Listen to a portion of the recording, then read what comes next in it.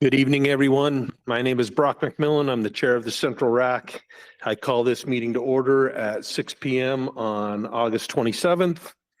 I'd like to welcome everybody to the Central Region Advisory Council meeting. This meeting is being held in person at the Central Region office in Springville, as well as being streamed live on YouTube. This public forum allows you to express your opinions and ideas on wildlife management in our state. This RAC considers your feedback on the proposals before us today and reports them to the Wildlife Board. The Wildlife Board, not the RAC, is charged with setting wildlife policy for our state. Wildlife management is complex and sometimes emotionally charged. We all have ideas and opinions about what's best for wildlife. It's why we're here today, and that's a good thing. We encourage those who want to express their opinion today in the meeting to fill out one of these yellow comment cards. These will be required if you want to make a comment. We expect those in attendance to respect the people who speak, especially those who hold views that don't align with your own. Respectful behavior helps facilitate efficient meetings where RAC members can listen, digest, and address the concerns, ideas, and proposals being presented for consideration. Disrespectful behavior includes booing, yelling, cheering, or laughing while someone is speaking. You can also help maintain a respectful space by referring to people by name instead of descriptors. They don't need to go on. If this behavior occurs, I will remind the attendees to be respectful, and if it continues, we will have those people removed from the meeting. Lastly, please help reduce distractions during the meeting by putting your phone on silent. I just checked mine. And if you need to take a call, we ask that you step outside. I'd like to welcome the RAC members and have everybody introduce themselves. Let's start with Scott over here on the left. Scott Jensen, Representative Public at Large. Josh Greenhall, Sportsman. Braden Shepard, Agriculture. Bryce Castanetto at Large. Kellen Heyer, Agriculture. Michael Christensen at Large. And I believe we have two online, Josh and John. Josh first. Joshua Leonard, Sportsman's Rep. And I'm John Ziegler, non-consumptive, member of the RAC. Very good. We have a couple that are excused from this meeting, but we do have a quorum here. I'd also like to recognize in the audience, we have Gary Nilsson from the Wildlife Board in attendance today. I'd like to welcome the DWR staff, specifically those that provided presentations and are available to answer questions, including Alan Ward, the Strawberry Reservoir Project Leader, Trina Hendrick, the Coldwater Sportfish Coordinator, and Chelsea Duke, the Wildlife Lands Coordinator. I'd also like to welcome all the public that are attending in person here and are watching on YouTube. As I said, those that are attending in person will have the opportunity to ask questions and comment. And again, if you want to make a comment, fill out a yellow comment card. Those that are watching on YouTube will not be able to provide comments during this meeting. However, the presentations were provided online in advance and everybody was given the opportunity to provide comments online before this meeting. We will now go to our agenda. A call for an approval of the agenda and past minutes. A motion to approve. I'll second. Okay, we have a motion and a second to approve the agenda and the past minutes. All those in favor? And everybody voted unanimous, so we're good there. I'll give you a brief update on the past board meeting that was held on June 13th in Farmington. Relative to the cougar update, there was a motion that we asked the division to look into the viability of selling green pelts for both cougars and bear, and this was to be placed on the action log, and that motion passed unanimously. Relative to the CWMU rule amendments, there was a motion to amend the division's rule language to reflect that a hunter may bring a maximum of 4 guests unless otherwise authorized by the CWMU operator. That motion passed 3 in favor with 1 recusal. There was a motion to move that they accept the division's recommendation on the 90% acreage requirement to qualify for a variance. That motion passed with 2 in favor, 1 opposed, and 1 recusal. There was a motion to accept the remainder of the balance of the division's recommendations as presented, and that motion passed with 3 in favor and 1 recusal. Relative to conservation permit program rule amendments, there was a motion to ask the division to look at a consistent sheep hunt ending date and to place that item on the action log, and that motion passed unanimously. There was a motion to accept the balance of the division's recommendations as presented, and there were that motion passed with 3 in favor and 1 recusal. On the conservation permit list, there was a motion to approve the conservation permit list as presented by the division, and that passed 3 in favor with 1 recusal. Other business, there was a motion to ask the division to explore the concept of banking dedicated hunter hours prior to joining the program. This was to be placed on the action log, and that motion also passed unanimously. Any questions about the board meeting update? I'll turn the time over to Jason to give a regional update. Thanks, Brock. I appreciate that. So we'll go ahead and dive right into the update today. Let that get pulled up. Our opening slide here is a slide because the archery hunt opened 2 weeks ago-ish. This is actually Scott Jensen's son who killed a buck in an undisclosed location. Yeah, yep. So I love it when we see youth out there hunting, and whether they're successful or not, it just is good to have them out there. And in this case, Zach was successful and was able to get this one on the ground. And I've seen lots of different folks out there with bucks on the ground. So congratulations to Zach. And I know that you had a good time with him, and it's not always about killing an animal, but being with your family out there. So I thought that was appropriate to put up here today. A couple things I wanted to touch on in the wildlife section. It's been a heck of a summer for our wildlife staff. This spring we had really cold conditions, and a lot of our berry masts died, froze. And so they didn't produce berries this year. And then we've had some somewhat dry conditions. And then across the Wasatch Front, we just have high amounts of recreation. I was doing some math the other day, and between Salt Lake and Utah counties, we have about 2 million people living there. That was 2022 data. I don't think it's probably gone down since then. But that's an immense amount of pressure. That's over half. So Utah has about 3.3 million people in the state. Across Utah and Salt Lake counties, we're just over 2 million. So over half are right there on the face here. And that puts an immense amount of pressure on our canyons. And our partners of the Forest Service do the best they can to manage that recreation. So what it did cause is no food and dry conditions and lots of people cooking hamburgers and hot dogs and bacon. The bears are hungry.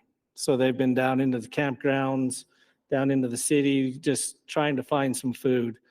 We've had about 6 bears that we've been working with over since about July 4th. And they just kind of keep coming. 6 bears, I should say, that we've been working on, moved or needed to euthanize. So it's been really busy. And I think one of the keys I'd like to just throw out there is helping to educate the public on what to do when they're in the mountains, when they're recreating, and some of the ways to stay safe. There's a website, Wild Aware Utah, that has a lot of good information, but I think education is the main point when people are out there recreating. I think our interface between wildlife and people is only going to continue to burgeon. And so that education is going to be key. And hopefully we don't have kind of this perfect storm that we have this summer again, but it has been taxing on our folks. We have been also working hard in other areas. It's been the summer of bat monitoring. Spend a lot of time throughout the central region, the West Desert, mist nets, collecting bats, monitoring them. And then also we have, in cooperation with BYU, we have a graduate student that works for us. His name is Jake Barnes. He's been spending a lot of this summer monitoring chukar survival in the West Desert. So lots of captures, and then seeing where those chukars go, and then capturing more chukars,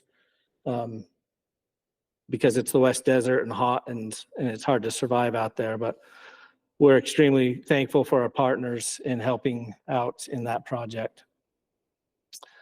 In our aquatic section, again, just been a super busy summer, and I'm not going to go into each of these surveys, but suffice it to say they've been gill netting all over the region, electrofishing. We've done boreal toad surveys, Strawberry, Little West Fork of Duchesne, and Cottonwood Canyons, and then working on a Strawberry Reservoir on a kokanee recruitment study. Super busy. Just as an addition to that, if you remember last winter, there was a report of a walleye captured in Strawberry Reservoir. Our Strawberry folks have spent a lot of time at the reservoir this summer trying to identify if we do have other walleye in the reservoir, doing netting and some novel DNA retrieval and a lot of different things to try to see what we have walleye there. We have not identified any additional walleye in the reservoir to this point in the summer. The Provo River Delta is going to be opening at the end of October, and we have been doing a lot of sport fish and native fish monitoring, June sucker work out there. We've also been working on a pilot project to capture carp. If you remember many years ago, we went into a contract with the company, and they removed a lot of carp out of the lake. For various reasons, they weren't able to continue with that. And so we're looking at a kind of a different way internally to capture those carp out of there. And it's been a good pilot project, something that we're hoping we can scale up. Right now, they're averaging about 950 pounds a catch, sometimes upwards of 4,000. And we definitely would like to scale that up as we move forward, but we'll have some data this summer to see what that looks like. And then just some miscellaneous, we have Kokanee Viewing Day coming up at Strawberry, which we'll talk about again in the outreach section report. And then we had several fish kills, Big Cottonwood Canyon and Sunset and Cove ponds. And so we always investigate what potentially happened in those situations. Habitat section also been busy. The Energy Gateway South power line is a project that's bringing energy through Utah, and it crosses multiple wildlife management areas, not only in our region, but in other regions as well. In our region, it hit 5 of our WMAs, and they've got it nearly complete, the power line itself. So rehabilitation's going on, and hopefully will be completed this fall on those WMAs.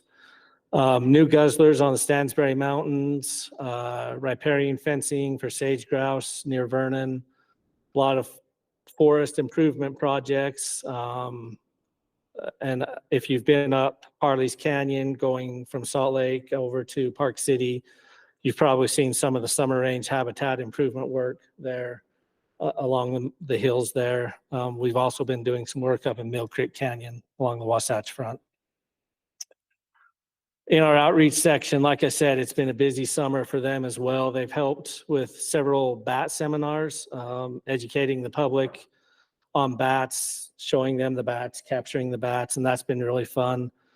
We've had an after the shot seminar, which our wildlife manager, Sydney Lamb, was teaching people what to do after the shot, a big game.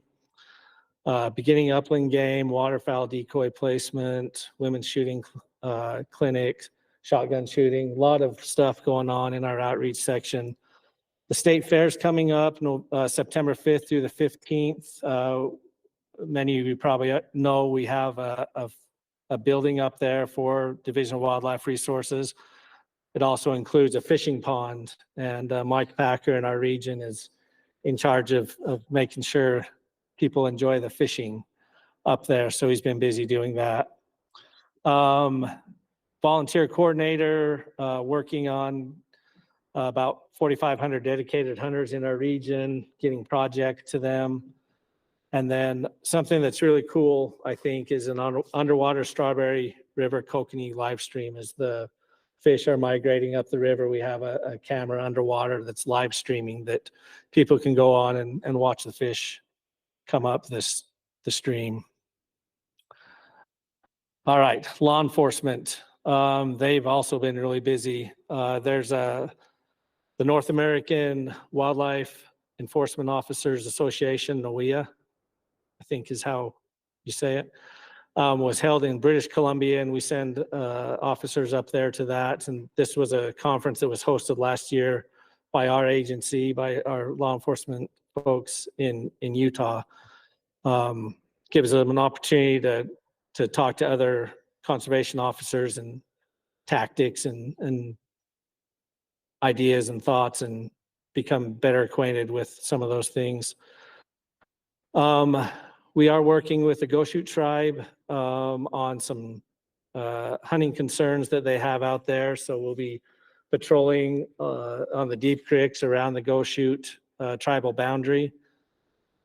We did that last year, and we're able to identify a few citations out there, and we'll do that again this year. Of course, hunting season started, and it's going to be going from now until next January, more or less. Officers seeing the typical violations that occur every year. Specifically this year, we had a moose shot by an elk hunter, and once he realized what he'd done, he self-reported, and we always appreciate that.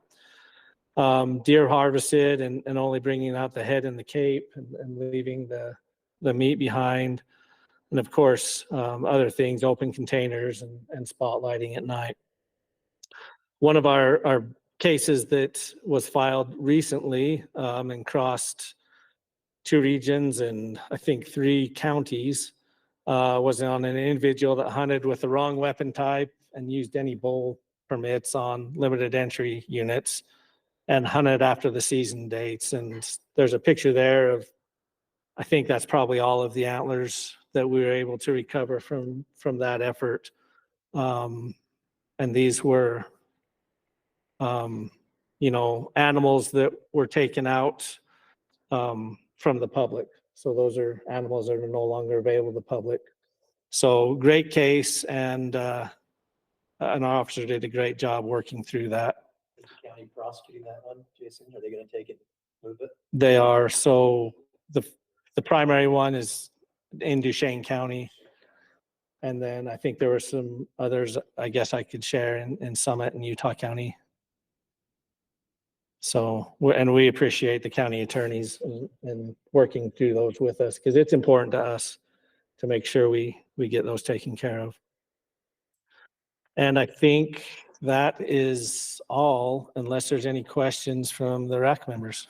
I have a question, Jason. You said that they're patrolling the deep creeks for people that are hunting near the tribe.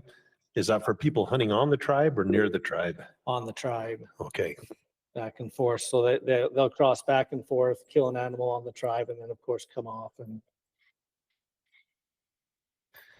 Got a question, Jason.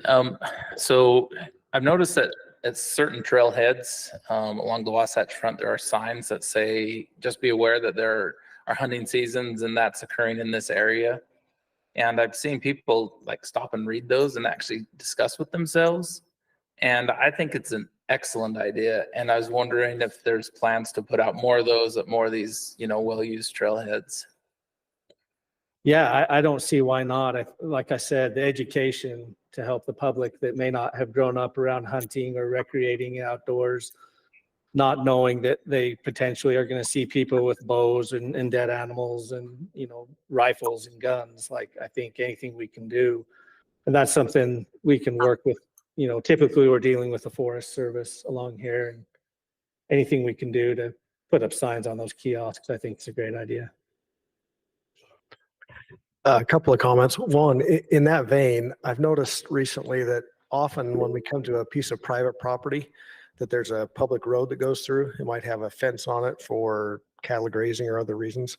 It's well posted that it's private, but it's not also posted that it's a public access road.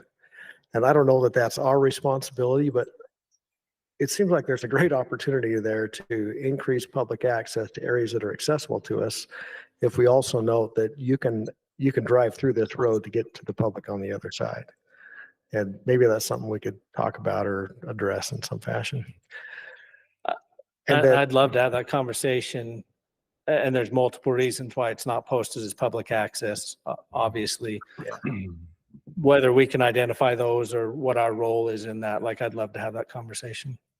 and then I'm super excited about a fish trap for carp. What does that look like? And does anybody know? And then what happens to those fish? Where do they go these days? So I know what it looks like, but I would hate to not let Chris Crockett come up and describe what that looks like. So, Chris. Yeah, thanks for that question. I'm Chris Crockett. I'm the regional aquatics manager. It's kind of like it looks like an upside down batting cage almost, if you will. So imagine the metal frame, a rectangular about 30 by 60. The traps on the bottom, and then you've got some weights that you can essentially kind of trigger. Unscrews this little latch, releases those leveraged weights, and it pulls the net up. So we're baiting those with corn, and we can you can put out 150, 200 pounds of corn in a day, and then trigger it, and the corn's gone the next day. So Jason did a good job of describing it. This year, we've only removed about 31,000 pounds. It's kind of like a proof of concept. But we're hoping to see if we can scale that up to lake-wide, or maybe just focus on the deltas in the future. So does it need to be deployed in a stream, or can it go out in the main body of the reservoir as well, or the lake as well? Great question. So typically there's a few in the delta, so it's a little bit of a flowing habitat, but most of these are places like Provo Bay. So, those areas around the lake where you imagine you see a lot of carp congregating and feeding. So it's been quite an experience. If anybody is interested, we're actually wrapping it up this year, but I think we're going to make some changes and continue the pilot project next year. If any of the RAC members are interested in coming out, we'll put you to work, get you a little slimy for the day. So. And what has happened? What is the fate of carp these days? Question: what is the fate of carp? The short answer is right now most of them are going to the landfill, but we've been looking at different options, everything from helping subsidize a fish meal plant to using them for mink food. Quite frankly, when there's only 30,000 or so a year, there might be a market for it, but we're really looking to remove millions of pounds a year. And in the past, when we've done that, supply and demand, essentially, we basically work ourselves right out of a market, and the price just drops. So where has it gone historically then? For the most part, over the past few years, they've gone straight to the landfill, with a few exceptions going to the mink farm and some of these experiments. So I can drop someone off about 1,000 pounds if they need them for their garden. Thank you, Chris. Thank you. John, go ahead. Yeah, hey, Jason, got a quick question for you. Earlier in your presentation, when you were talking about nuisance bears, you said 6 had either been relocated or euthanized. Can you break that down a little bit and tell me what the numbers are? Yeah, for sure. So and I'm speaking about our region. There were 2 that we've euthanized and 4 that we've trapped and relocated. The 2 that we euthanized, one was in Little Cottonwood Canyon that had attacked a trail runner. And then the other was in American Fork Canyon and Timpanuki and Granite Flat area that had been a continued nuisance getting into camps and garbages and things like that. And the rest were getting into areas we didn't want them, but they were basically first-time offenders, not aggressive, and we were able to capture them and go and release those. Out of curiosity, do you collar them when they are released, or how do you track them? Yeah, some of them we do collar, typically sows, mature sows. We do collar the boars where we don't, or if it's a young animal, we don't collar it either. Got it. Thank you. Appreciate it. You bet. Any other questions for Jason? Thank you, Jason. We'll now move to agenda item number 5, the Strawberry Reservoir, response to illegal introduction of walleye. This is informational. Alan's here though, I believe. I'm hoping that everybody had a chance to watch this presentation and would invite Alan up to the podium. And does anybody from the RAC have questions for Alan? Go ahead, Scott. Alan, I was really impressed by the detection rate that you mentioned in the video. Great presentation, lots of great information. I'm not really a fisheries guy, so this is really fascinating to me, but it sounded like using the techniques that you had employed, you can assess a very small population of fish if it were present there. Just wondered if you'd address that a little. Sure, thank you. By the way, my name's Alan Ward. I work up at the Strawberry Project for the Division of Wildlife in the Central Region. And yes, to your question, I mean, a lot of this is very science-based. I mean, we do have estimates based on gill netting, catch rates, and what population sizes could be. But of course, I'm extrapolating those from other bodies of water to Strawberry Reservoir. So there are a few caveats or assumptions that are kind of thrown into that estimate. But yes, I think with the effort that we put in, we should have been able to detect a pretty small population, relatively speaking, of just a few hundred fish easily. And in fact, with the environmental DNA techniques, those are fairly new, but there's some good information out there that we should have had a pretty good sample size to detect walleye DNA in the water. So that was really kind of a new thing for us, and we did a lot of research looking into that. And so far, knock on wood, you know, we haven't been able to detect any more walleye out there, and we just hope that continues. But one of the things I would like to stress is the fact that anglers are kind of our best detection method out there. We have a lot of pressure at Strawberry. We get a ton of people up there fishing, and if there's very many walleye, I think the anglers are going to find them. And we want them to let us know. If somebody does catch a walleye up at Strawberry, we would ask them to obviously remove that individual and then give us a call immediately. So, Quick question: the environmental DNA technique. How do you collect the specimen? how do you collect it? Yeah. Yeah. So what we do is you actually just take water samples and you filter the water through a membrane, through a filter. And you basically filter as much water as you can through there until it can't filter anymore. They can then take that membrane, take it into the lab, and they can tell you what is in that water.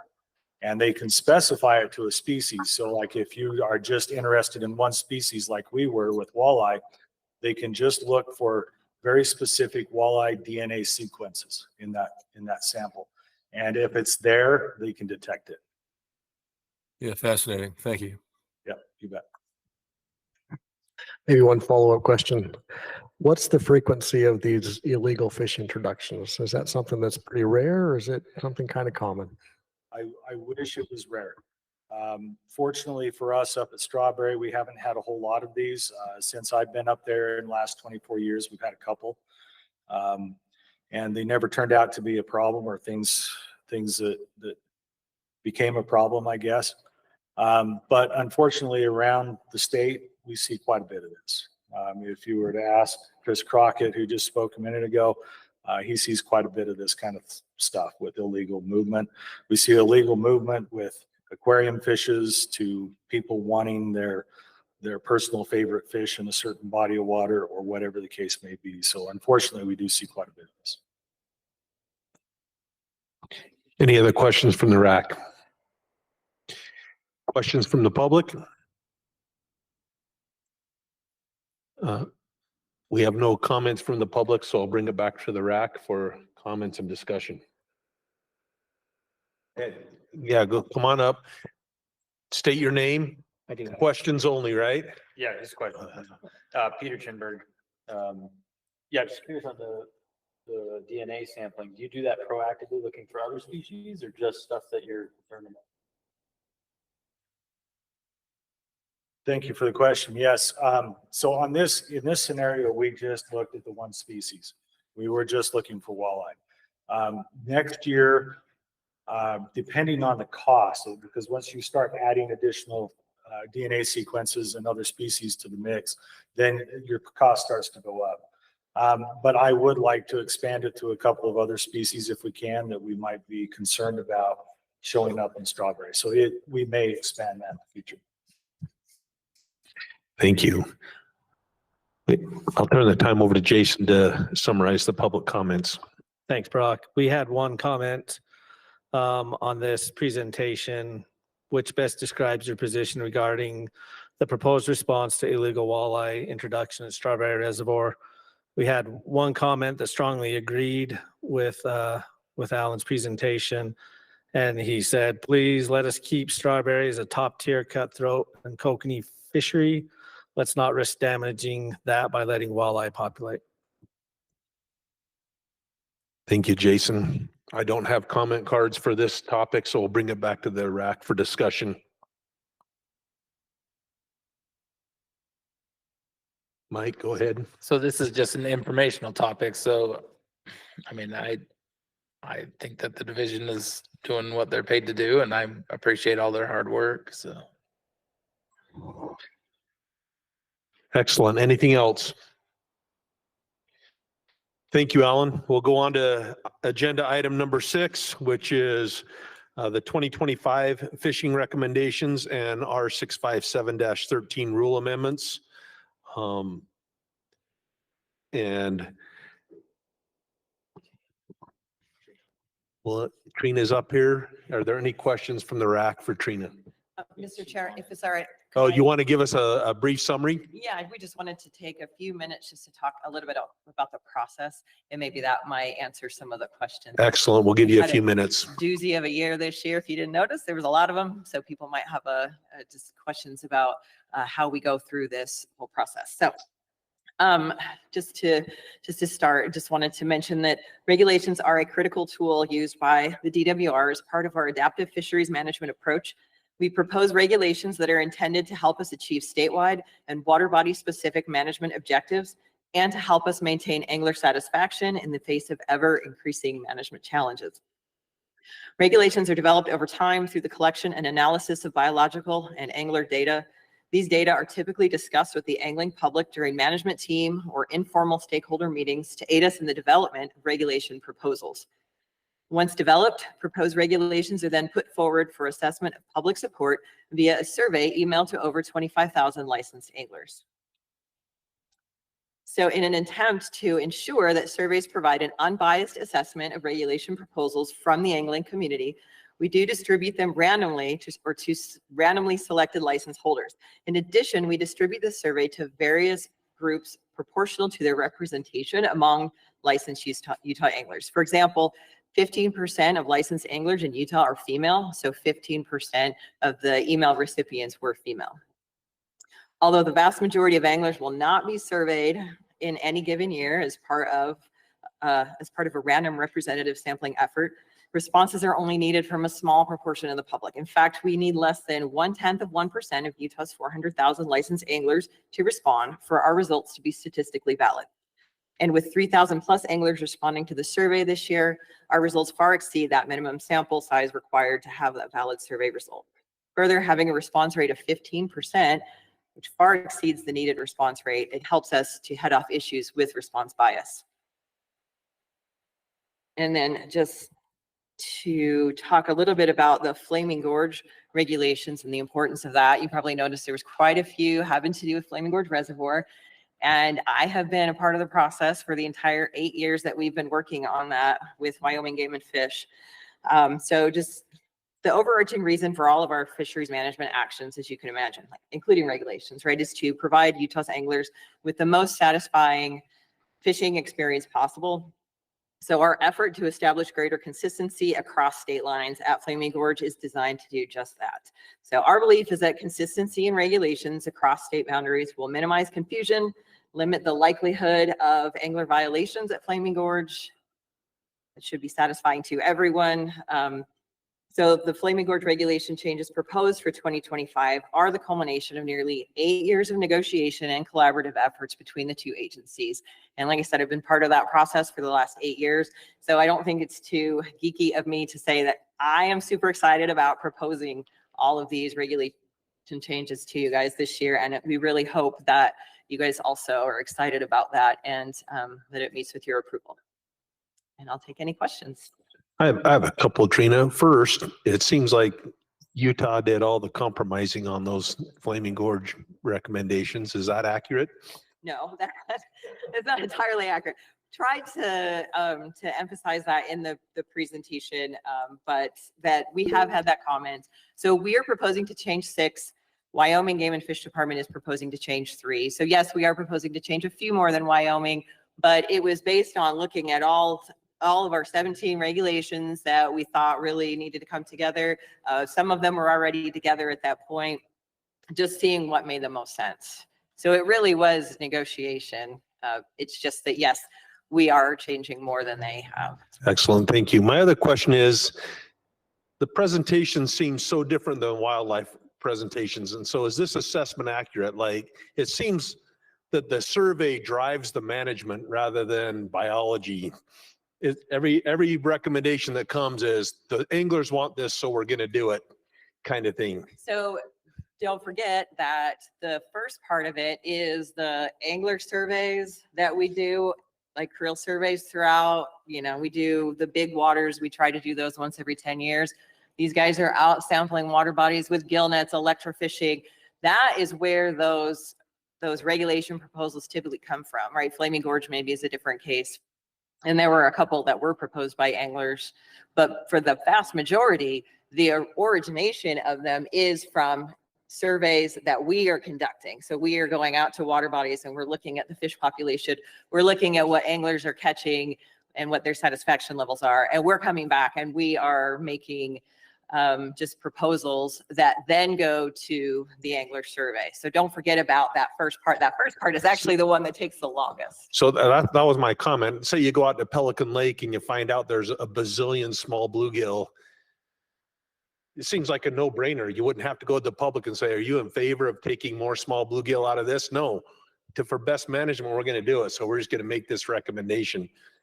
Does that make sense or not? It does make sense. And I guess that's it. It's just our process that we put for that one, we put choices out to the public and ask them what they would prefer to see.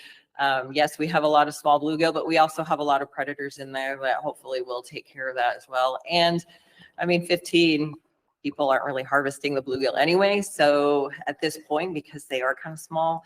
So even just keeping it at 15, there is still room to harvest more. That makes sense. Thank you very much. Other questions? John, go ahead. Thanks. Yeah, could you elaborate a little bit on the thought processes that go on with the ice hole size limitation being lifted? There were a couple of very well worded public comments that raised some concerns about that. Sure. So we basically went to Wyoming Game and Fish Department. They don't have a size restriction. They just don't have one where we had the 18-inch currently. And so our proposal was just to meet with them and remove our 18-inch size restriction. And when we asked them, what issues have you seen from having no restriction? They have not seen any issues. They've not reported any injuries, deaths, anything like that. In our biologist degree, the problem at Flaming Gorge Reservoir is pressure ridges, and that's where people get into a bind and run into some problems. So we did not feel that the ice hole size restriction, which 18 inches is pretty big anyway, we did not feel that removing that would add any level of danger, I guess. Thank you. Appreciate Sure, your, Mike. Spear fishing. I'm not a spear fisherman. I see them out at Fish Lake every year when I'm down there fishing, and oftentimes I see them carrying like a pretty nice lake trout. And as a fisherman, I always wonder like, what's the impact of that? And then at Flaming Gorge specifically, when I go up there ice fishing, I like to target large lake trout.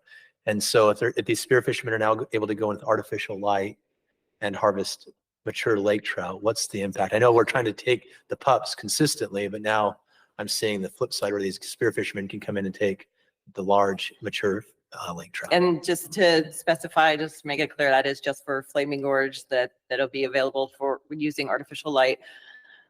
So yes, so they are able to harvest the same bag limit as all other anglers. So it would be unlimited pups and then the one trophy, and that's your possession limit, right? So that's part of the proposal. There's no more 2-day possession limit. So yes, they would be able to take trophy lakers, but everyone is able to take a trophy laker. Most people choose not to, but the opportunity or the option is there, for I guess if it's not going to survive or what have you.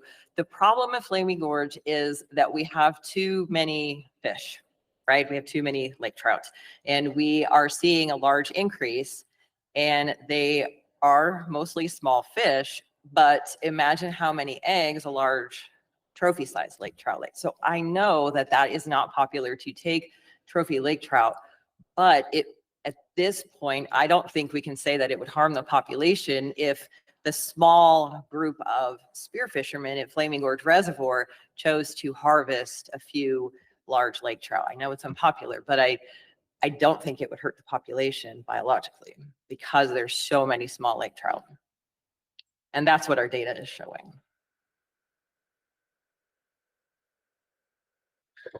Go ahead, Mike. Going along that same topic. So about 10 years ago, the spearfishing pressure at Fish Lake was substantial enough that it was closed down, and then the season was made there. And I remember in that discussion, it was because those larger fish actually came in shallow enough that the spear fishermen could harvest them. Do the large fish in Flaming Gorge come into those shallow areas where they are more susceptible to that kind of pressure, or are they kind of more of a deeper spawning fish there? They are the larger ones. To my understanding, the larger ones are over the spawning areas, the deeper spawning areas. It's the smaller ones that are coming into the shallow shoreline areas and spawning. And in fact, in places where they didn't used to, likely because their population is so large, they're moving into areas where kokanee used to spawn. Okay. I have another question. Go ahead, Mike. So Manning Meadows, currently an artificial fly and lure only, and it's a broodstock lake. How many broodstock lakes do you have for cutthroats? Oh boy. Are there a lot, or are there just a handful? There's the rough estimate, maybe 7 or 8. 7 or 8. And what was so are those fish becoming stunted because there's too many fish in that lake, or what's give me more of a biological reason for doing this rather than what was stated in was the fish survey. And I appreciated your 2 uses of the word survey, but I think the one that concerned me was a lot of the discussion was based on the angler survey in response to the question. Yeah. So what kind of... So what the manager and the biologist down there are seeing is, yes, the population is not growing as well as it should. There's just a lot of fish, and they just wanted to open it up to just more opportunity for harvest to try to improve growth rates. It's a good water those brood waters are good waters if to open it up like that, just because we're there every year.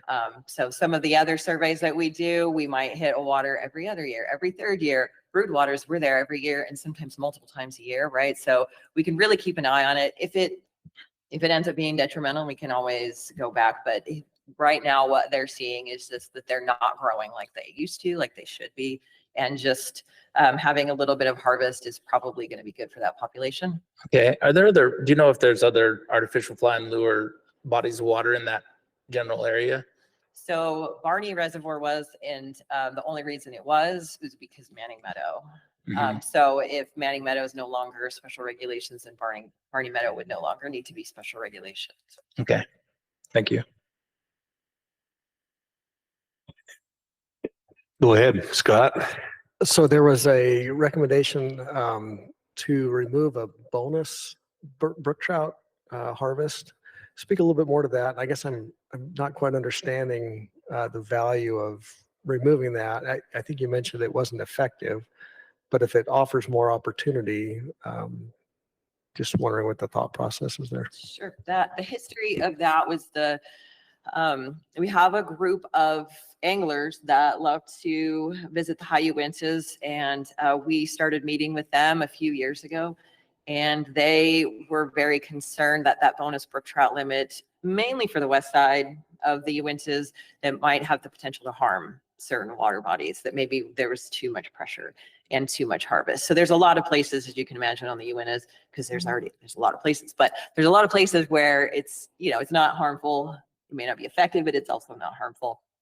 But when we talked to the biologist about, where would on the eastern side of the Uintas, the folks in the northeastern region, if we were going to just do this on a water body specific basis, right, just add in a few, how many would we really need to see, this regulation to actually, that where it might help the population and keep them from stunting? And biologically, there was maybe a half dozen. It wasn't very many where we would even think about applying it, just even on an individual basis.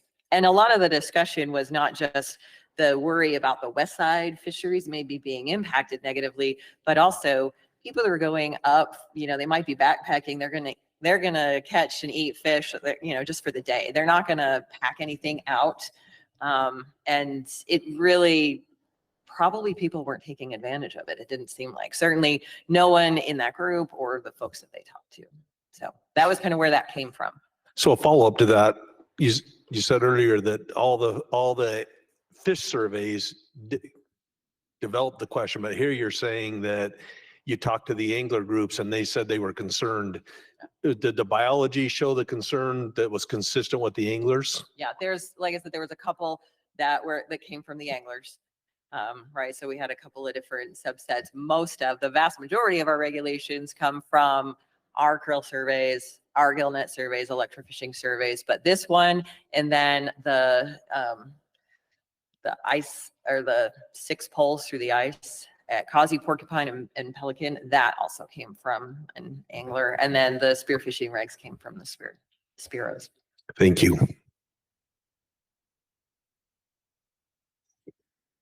I have a curious question. This may be more along my own personal thoughts, but so I've served on other big game committees, and when the surveys are done, they always include a lot of non-residents who are more prone to respond and actually drive results sometimes. What led you to only survey residents? Because I did like that, but why? Well, that's good. To be honest, this is my first year, and I just used what we did the last time because, I don't know. I didn't ask why. We just do that. I just use the template from last time. So I tell you what I'll do. I will find out why, and I will let you know. Well, and this may be a comment, but it's appropriate at this time. So kudos to that. I do appreciate that that kind of a survey for this situation. Thank you. Any other questions? Questions from the public?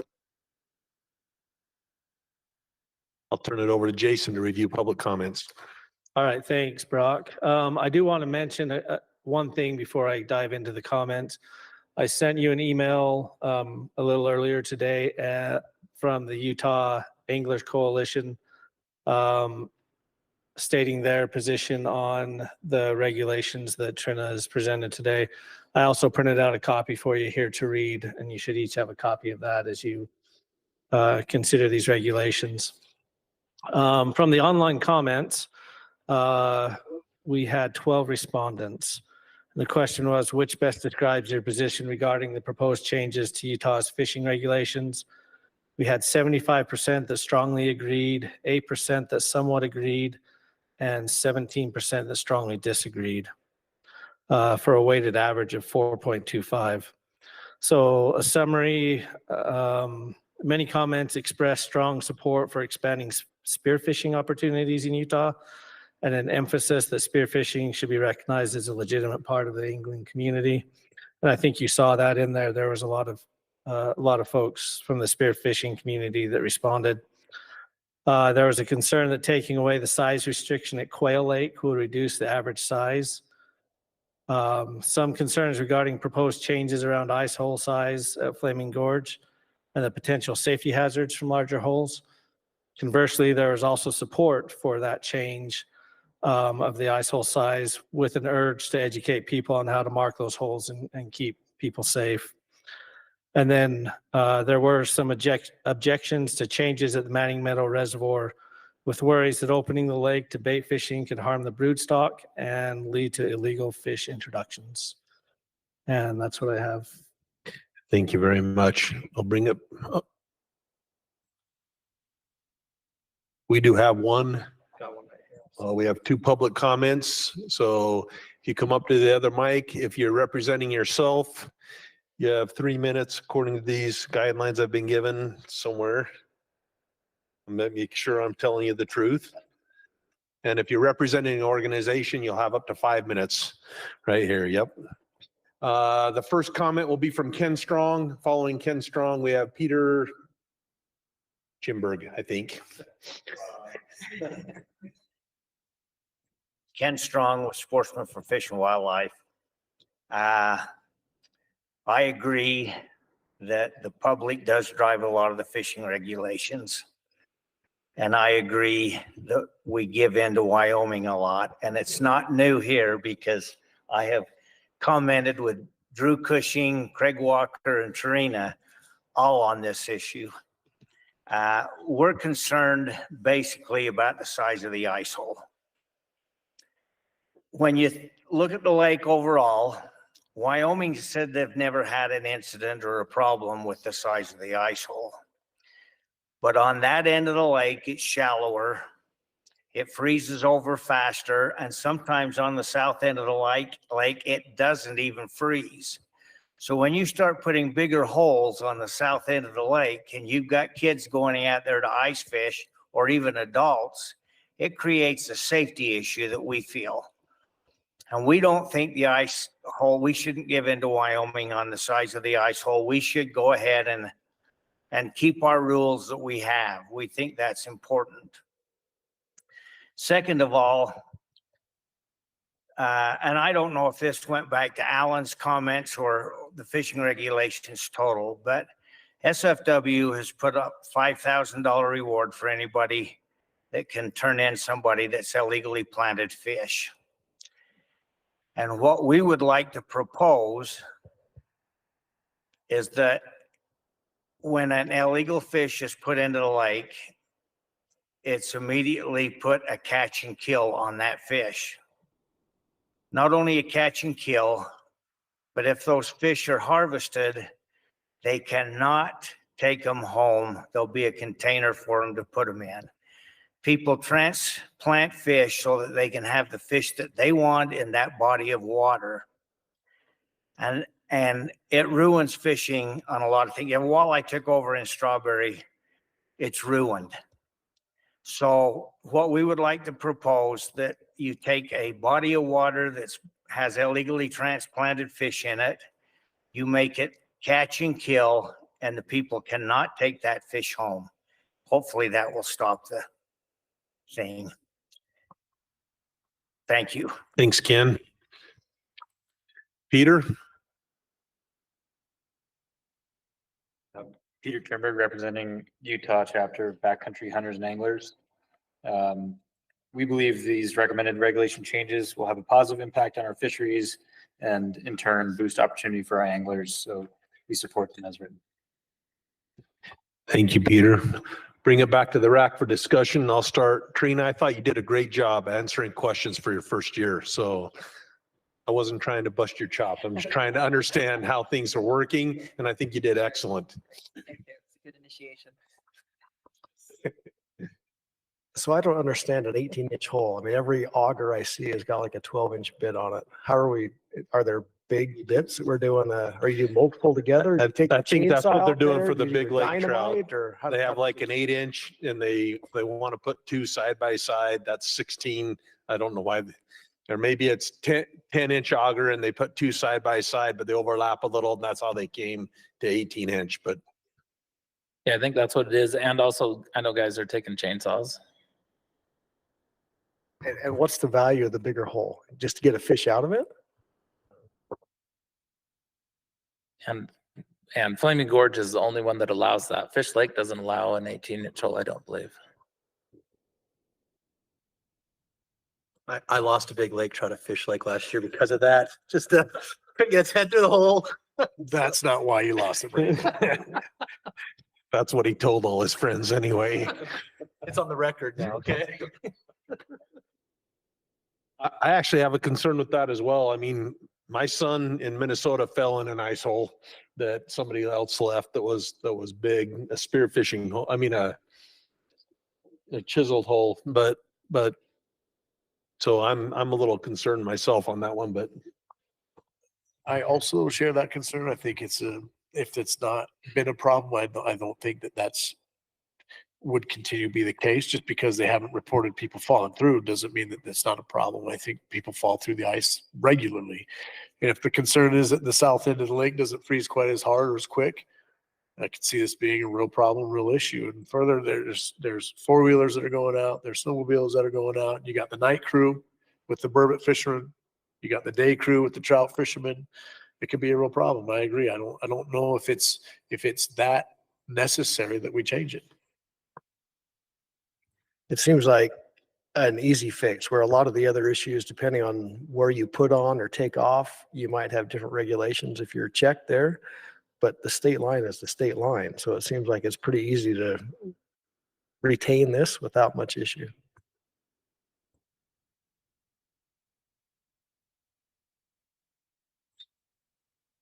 Yeah, I think on a few of these, we should, if there's controversy about them, we should break them out and vote on them. And but I completely agree. I think I've fallen through the ice before in an area that didn't freeze as fast as the surrounding ice, and so I'm sure people in Wyoming have fallen through it. And I fished Wyoming a lot, and I know some of those hot spots are out in deep water in the middle of the lake. And, I mean, it's flat ice. And so if somebody had gotten done, chainsawing out a big hole, that there's no regulations. I just think we're opening ourselves for a can of worms on that one. But, and then I've got there was one comment about the Manning Meadow. I've had a couple other people reach out to me with concerns about that. And that's why I asked the question if the fish are actually being stunted by that. I know I've been in enough of these meetings where we really try to protect these brood stock lakes, like, Lake Canyon and some of those. And so there's not very many artificial flying lure bodies down there. It's a different, experience. So I kind of have a little bit of heartburn with that, but probably not the end of the world. But Maybe just some clarification on what a brood stock lake is and how is that? I mean, are we harvesting fish out of there that we're moving? Sure. So when we talk about a brood water, that is a water body that we go to where we're actively going, spawning the fish, taking eggs, raising them in the hatchery, and using them to stock other water bodies. There is always a quota for that brood water because we recognize that we're taking some of the production out. So we do try to return. We try to keep that even, right? So we don't see increases or decreases in that population. Sometimes you do see an increase though. So does that help? Yeah, so we're not removing fish, we're just removing eggs. Correct. Great, maybe stay there for just a second. Go ahead. I can't recall with Manning, because I've had a few family members and some folks in the county down there calling, it's just similar concerns, right? It's one of the areas on the Monroe that they can just go and fly fish, and also on Barney. Barney, a lot of folks like to fish that because there's large. Well, I'm not going to confirm or deny, but there could be some good sized fish in that lake. At Manning, At Manning though, is there a size restriction? I can't recall. Can you take still 4 trout or is there a limit? No, on- it was a 2 fish Two fish. limit, and then flies and lures only. So it would go to a 4 fish limit and then Bait allow the as use well. of bait. That's the change. And that There would is a seasonal, sorry, there's a seasonal closure because it's a brood water, that would stay in place. And then that regulation would also be for Barney. Correct. Yeah. Because the only reason for that was because they're so close. Just keep them the same. So those are two of the things we received comments. The only other comment was about Quail Lake and the size. And I personally don't have any heartburn with that one, but go ahead, Bryce. Just going back to the ice thing, I was just thinking, we all as anglers assume a certain level of liability or, danger when we walk out onto ice. I mean, it's our own responsibility to make sure that what we're doing is safe, especially if we take our children out there. So I'm kind of just playing devil's advocate here. My kids, I've got 4 boys. Every one of them has fallen through the ice, but it was because they're stupid and they stepped in the hole that I just drilled, right? So that's my fault. That's on me, maybe them a little bit, but I think that at some point we all have to take responsibility for our own actions. If you're walking onto a reservoir or lake that could well have ice holes 10 feet across, then you probably ought to be paying attention. I mean, I hate the idea that we're going to also take away opportunities for people that are super pumped about taking their chainsaw out because someone is an idiot and isn't watching where they're walking, right? We're not going to put chains up on sidewalks because there might be a hole or a rock, are we? So I don't know. I see both sides, I guess, and that was all. One more thing, spearfishing, stoked about that. I am a spear fisherman, so I'm super pleased to see that many bodies of water being allowed and that type of fishery or that type of activity being allowed in the state. It's awesome. I like it too, but if the big lake trout are coming into shallows at night, I have concerns. So I'd like to see some sort of monitoring. Get a wetsuit, Brock. Let's go. I have a wetsuit and I have been spearfishing in Hawaii, never in Utah. And Fiji.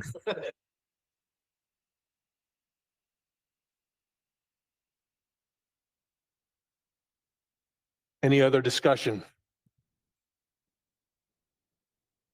I would say let's start by maybe hearing any motions regarding the ice holes and then maybe Manning Meadows and then the remainder and see where we go, if that's okay with everybody. Okay? Oh, John, go ahead. Yeah, I'll just make a motion that the suggestion to lift the limit on the ice holes be denied by the RAC. That the suggestion be made to not remove the limit on the 18-inch limit on ice holes. I think there's So we been have a motion to not remove the 18-inch restriction on ice holes on Flaming Gorge. Is there a second?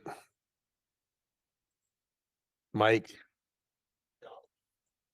Oh, Josh seconded that.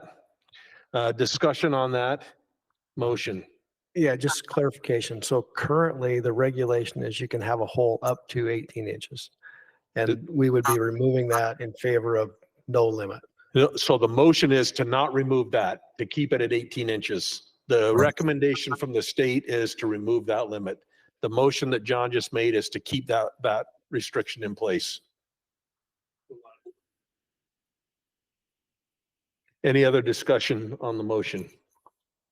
My thought was, I like what Bryce said. I just leaned over and said, I like personal freedom as well. Like I agree with where Bryce is at. That there's both sides. But the other thought I had was, if you want to do a bigger hole, go to Wyoming. Like, it's that bad to think that. But I was like, if you want a big hole, go to Wyoming. If not, that could go. You could stay in Utah. And so yeah. Not seeing any other discussion, I'm going to call for a vote. All those in favor to keep the 18-inch restriction on ice holes of Flaming Gorge.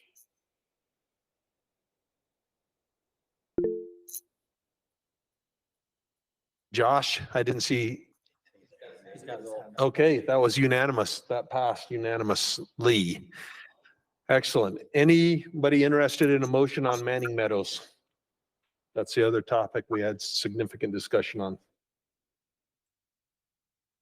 One clarifying question on this. How long will these regulations be in place for that we vote on tonight?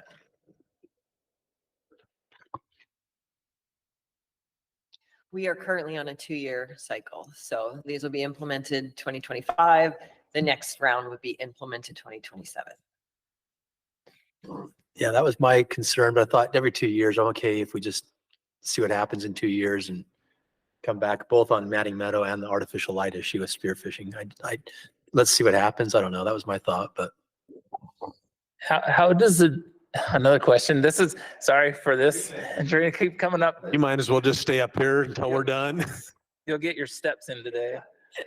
Now I just lost what.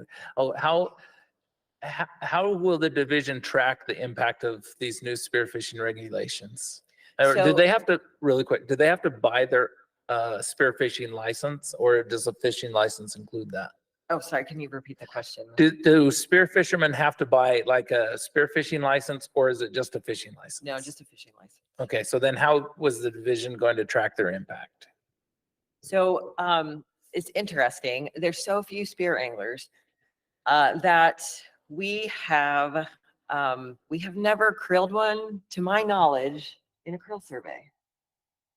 So typically when we're looking at angler harvest, we are talking to as many, so it's a random survey, right? Where you're going out on random days throughout the month. Maybe you're doing it a whole year, right? So it's 8 days a month for a whole year. You're getting harvest information, catch information, all of that stuff. And in all of the water bodies where we've done krills, we've never talked to a spear angler. So we are talking about, and for other purposes too, but we're talking about increasing our tagged fish efforts and our rewards tagging efforts starting next year. And that would help us, right? So we would put tags in fish and have anglers talk to us when they catch that fish, because there might be a reward associated with this. So we could get exploitation rates from that and lots of good information from that. And potentially that would be a way to get more information from spear anglers. But at this point, their numbers are so low, and it is likely their impact is so low that we're just not even picking them up in our krill surveys. So we have to think of other different ways of trying to come up with that exploitation. So could that largely be explained though, that a lot of the krill surveys are being done at boat ramps and the spear anglers are likely not at boat ramps? That is definitely probably part of it. Sometimes krill surveys, though, folks are going out on, I know I've participated in many krill surveys where we're out on the water, either talking to people or looking, right? So we're looking not just for our people fishing, like how many poles are in that boat, but also I would have loved to have talked to a spear angler. So you're actively looking for anything that would be evidence of that, just because they're so unique. Yeah, and I've been through enough of these meetings with the Fish Lake one that I would just say that is probably true on a statewide basis. But I mean, Fish Lake got hit so hard that they shut down spearfishing, so they did know that the spearfishing was impacting them. And I almost, and maybe that's where I have a little PTSD, because I'm not against spearfishing by any means, but it impacted one of our water bodies so heavily, especially with people coming in from out of state. They would hold tournaments there, that it negatively impacted that fishery. Has the division thought of maybe having like a free, spearfishing stamp where you have to say, hey, I'm a spear fisherman. And then that would allow the division to actually be able to survey spear fishermen if you're not getting it any other way. Because it can't be denied that it has had a negative impact in at least one instance that we know of. And because I'd love to have spear fishermen out there, but maybe in a way that they can, be surveyed and see what their impact is. There's definitely a lot of ideas and discussion going around. And I guess I should too say that, we're out on water bodies doing our gill netting, our electrofishing, and we are looking at the length frequency. I think the main concern would be if spear anglers are taking too many fish, or if they're taking just the bigger fish, you would see that in your size structure of your population. And, maybe you wouldn't necessarily be able to relate it 100% to a certain user group, of course, but if you start seeing that change, you can start exploring, okay, why is that? Where is that coming from? And I think Quail Creek is a perfect example. Someone is concerned about that reducing, opening that up to the statewide limit for bass and removing that size limitation, just decreasing the overall size of the population there. But what they're seeing in their krill surveys is that no one is harvesting. And so you're seeing a decrease in the size because there's too much competition. So opening up opportunity, that's typically the way you get, you see increases in size in your typical fish population. So Thank you, Trina. I think I'm fine with giving it a 2-year run on all these things and see what happens, and trusting the division. So I was just going to say, I think Mike, a big part of the stress that you had with Fish Lake specifically at the time, it was one of the only bodies of water we were allowed to spearfish in the state. And so of course there was going to be an influx of humans going there. That's one of the only places we could spearfish. So naturally you're going to see some more. And I think you're right. I think Mike's onto something that we probably ought to try to figure out a way to track what the harvest is, and maybe size, I don't know, but at least frequency or numbers. I think that's a fine idea. I mean, if you're surveying every angler, you might as well include the spear fishermen. Even though there's 6 of us, you might as well include them as well. But yeah, I'm ready. Bill, my only concern there is spearfishing kills the fish, and trout are ones lake trout there are now ones you can just throw in the garbage. And I've got a motion, and it might be out there, but I would make a motion that we ask the Wildlife Board Task Division to look at putting for some kind of mechanism that would be able to track spearfishing and their impact. so, okay, we have a motion and a second, and let me try to phrase this, that we ask the Wildlife Board to consider an action log item to somehow monitor the take by spear fishermen or spear anglers and their impact on the fishery. And added to that, maybe an example would be some kind of a stamp or just a free certificate. That's a friendly amendment to the motion. Okay, so we have a motion on the table that we ask the Wildlife Board to consider an action log item. And we have one member of the Wildlife Board here, so he heard what it is. There was a second, Scott. Any other discussion on the motion? Yeah. So are you suggesting that spear fishermen specifically are being surveyed, or that they're being included in the survey as well? No, they're specifically being surveyed, and hopefully what comes out of this is that it's not an impact and it can put people's minds at rest. I don't see any other discussion, so I'll call question. All those in favor of Mike's motion? John? Josh raises his hand. John passes unanimously. I'm personally ready for a motion. Okay. I'll move that we accept the remainder of the division's recommendations as presented. We have a motion and a second to accept the remainder of the division's recommendations as presented. Any discussion? I'll second that. It's been seconded. Yep, by Bryce. You take a tie, John. All those in favor? Passes unanimously. That takes us to agenda item number 7, which is our 657-61 valuation of real property interest for purpose of acquisition and disposal rule amendments. Chelsea Duke is coming up. Would you like to summarize anything? Hopefully we've all watched it. I watched it again today and heard what you said, but Nothing to add. I hope that was self-explanatory. I know there's a lot of law that goes into land in the division properties, so I'm happy to answer questions. Questions for Chelsea from the RAC? Mike, I knew I was counting on you, So, buddy. yeah, here we go.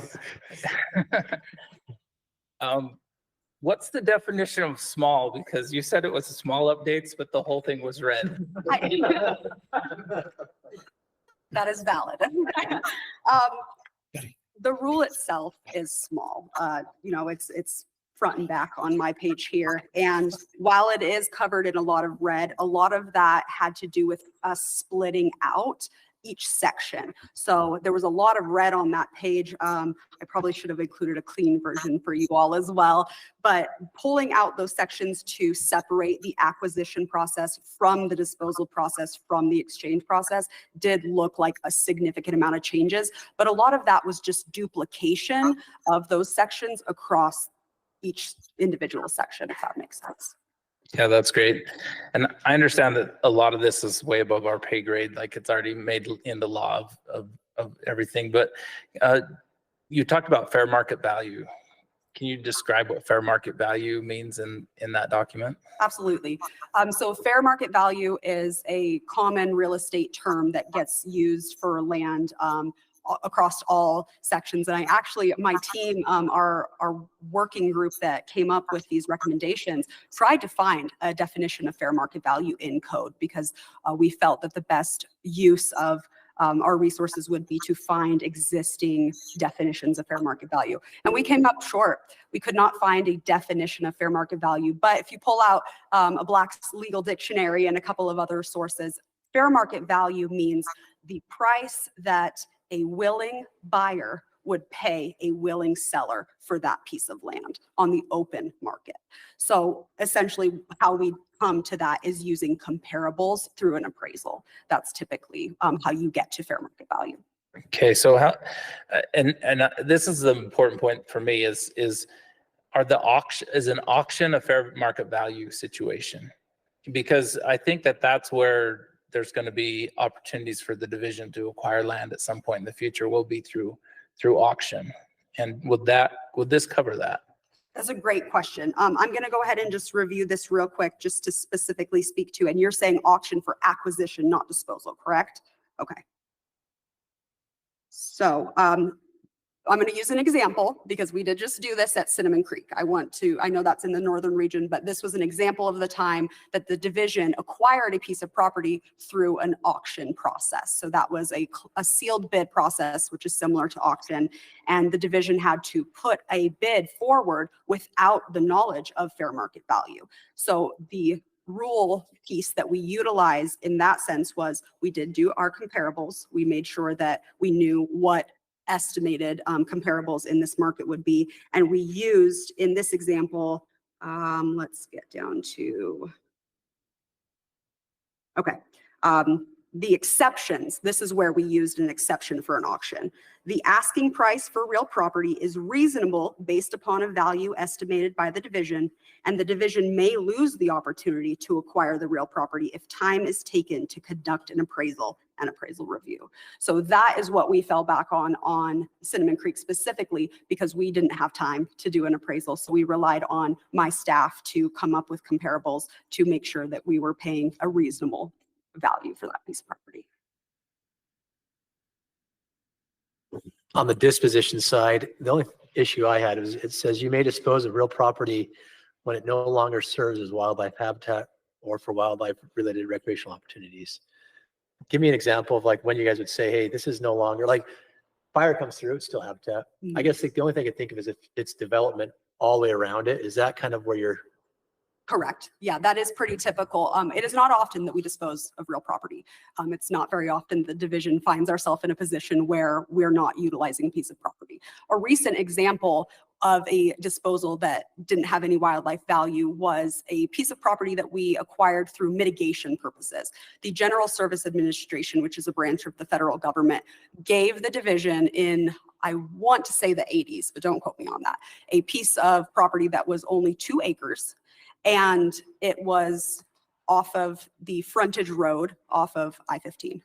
and it is surrounded by homes, and there is no wildlife value on that property. We could not get there. We couldn't allow the public to access that property because of legal access problems, and you can't shoot within, distances of these homes. And so there truly was no wildlife value for that piece of property. And so we asked the General Service Administration to take that parcel back, and that would be considered a disposition. But that's just my most recent example of a time where we just had no use for that property. But usually it comes down to no legal access, so there's no way to get there, or surrounded by development and encroachment problems.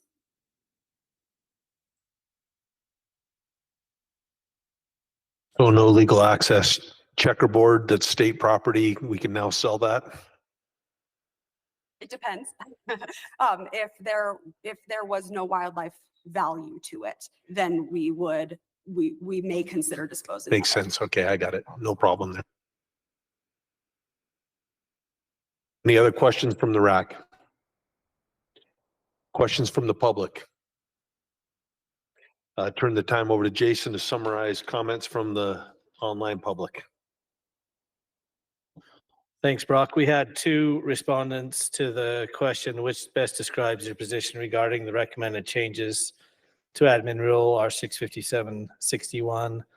Of the 2 respondents, 1 strongly agreed and 1 strongly disagreed. The only comment that we received was from the strongly disagree. And the comment, to summarize it, the comment calls for state-owned property sales or trades to be voted on by all registered voters due to concerns that developers may influence legislators and limit public input on important lands. Thank you, Jason. We have 1 public comment. We'll invite up Peter Chimberg again to provide a comment. Peter Chimberg, representing Backcountry Hunters and Anglers, Utah chapter. Our organization supports the restructure of this rule and believe it will help division acquire, dispose, or exchange of their lands in an effort to protect wildlife habitat and provide access, for hunters, anglers, and other recreationalists. So we approve as written. Thank you. Thank you, Peter. Support as written. We don't approve. Bring it back to the RAC for discussion.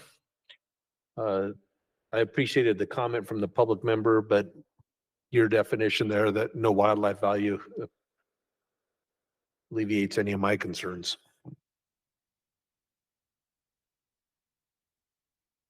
Is there and along those lines, I guess there's one more question. Who decides if there's no wildlife value?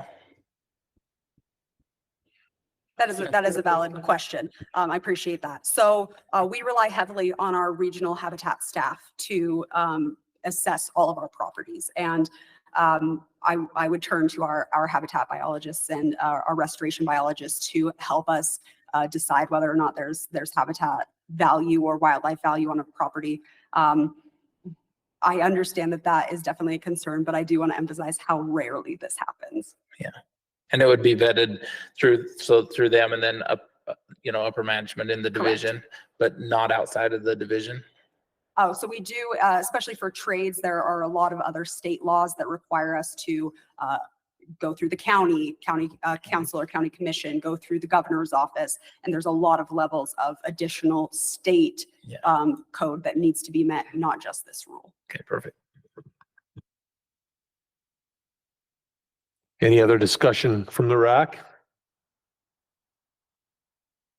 I'd entertain a motion. Not everybody at once, just one at a time.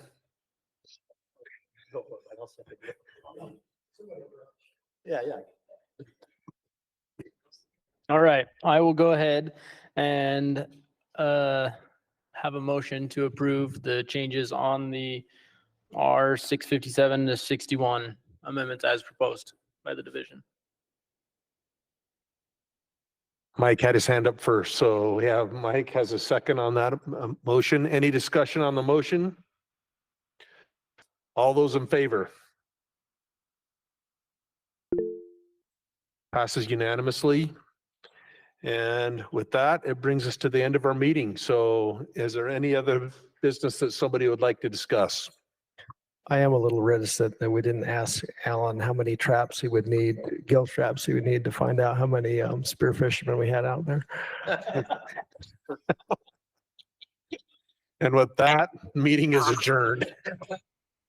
All right, thank you, everyone.